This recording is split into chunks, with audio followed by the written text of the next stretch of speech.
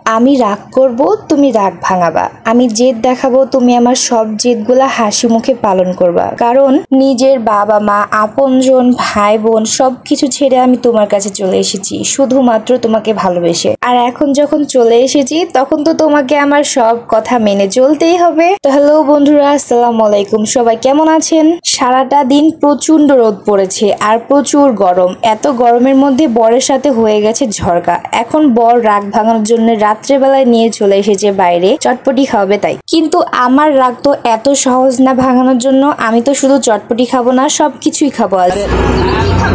ফুচকা, চটপটি না বার্গার? সবই খাবে। মায়ের বেটা মায়ের মতনই হয়েছে। আমিও যেমন বলেছি আজকে চটপটি, বার্গার, ফুচকা, কুসুরের রস, ঠান্ডা পানি সবকিছুই খাবো, ঠিক তেমনই আরিয়ান বাবু তার আব্বুকে সেম রিপ্লাইটাই দিয়েছে। সবার প্রথমে এক প্লেট ফুচকা অর্ডার করেছিলাম আর সেটা চলে এসেছে। আর সেটা চলে আসার পরে দেখেন লাট সাহেব কিভাবে একা একা খেতে শুরু করে দিয়েছে। পরে আমি পুরো প্লেটটা তার কাছ থেকে কেড়ে নিয়ে বলেছি যে আর তোমাকে দিব না। আমাকে আমার রাগ ভাঙানোর জন্য নিয়ে এসেছে খাওয়াবে তাই, কিন্তু এইদিকে সে একা একা খেতে ব্যস্ত। আর তারপরে যখন আমি প্লেটটা তার কাছ থেকে কেড়ে নিই, পরে সে একদম চুপ করে বসেছিল আর আমি আর আরিয়ান বাকি ফুচকাগুলা একসাথে খেয়ে শেষ করে দিয়েছি।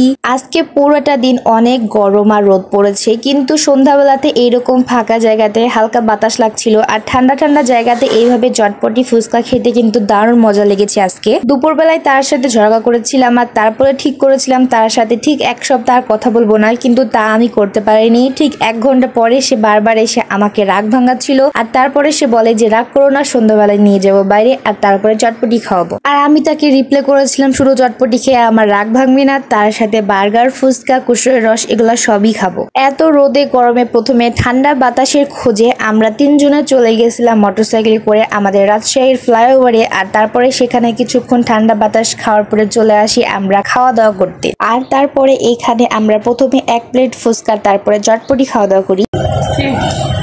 শেষ করে দিলা একা একা? এটা তোমার, এটা আমার। একা খাইনি, তোমাকে দিয়ে খাইছি। কোথায় আসছো তুমি? এত কিছু খেয়ে পেট ভরেনি? চটপটি, ফুচকা আর বার্গার শেষ করার পরে চলে আসি আমরা কুসুরের রস খেতে। ঠান্ডা ঠান্ডা কুসুরের রস এত গরমের ভিতরে শরীরকে অনেক শান্তি দিবে। আমরা 3 জনই আছি আর 3 গ্লাসই কুসুরের রস অর্ডার করা হয়েছিল, কিন্তু তারপরেও আরিয়ানের আব্বা প্রত্যেকটা গ্লাসে 1 চুমুক করে খেয়ে তারপরে আমাদেরকে খেতে দিয়েছে। সে বারবার বলছিল আগে আমি খেয়ে টেস্ট করে দেখি কেমন স্বাদ, তারপরে তোমরা খেও। এত গরমের মধ্যে মাঝে মাঝে জামাইয়ের সাথে ইচ্ছা করে ঝগড়া করা উচিত, যাতে এরকম রাত্রিবেলায় ঠান্ডা ঠান্ডা রস আর তার সাথে এইরকম চটপটি ফুচকা ট্রিপ পাওয়া যায়। তো আজকের জন্য আমার এই ছোট্ট ভিডিওটা আমি এখানেই শেষ করছি। সবাই খুব ভালো থাকবেন, আমাদের জন্য দোয়া করবেন। আল্লাহ হাফেজ।